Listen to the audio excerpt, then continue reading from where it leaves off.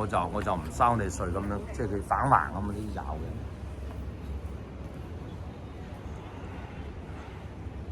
聞到啲氣味啦，聞到啲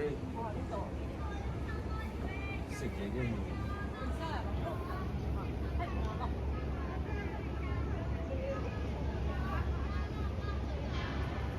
有現代化嘅高樓大廈，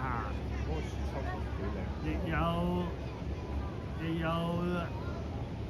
100年前嘅古建築、古街，同埋有梧桐樹。呢個係西津道嘅古街，以前係一個渡口嚟嘅。咁咧就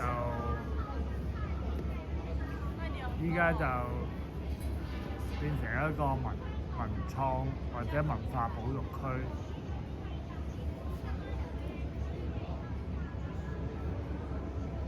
呢個就係鎮江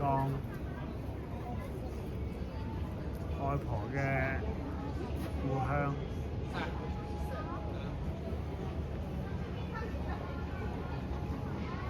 開始以為係一個古鎮，實際上嚟到發現係一個好工業化嘅城市。佢同揚州係一江之隔。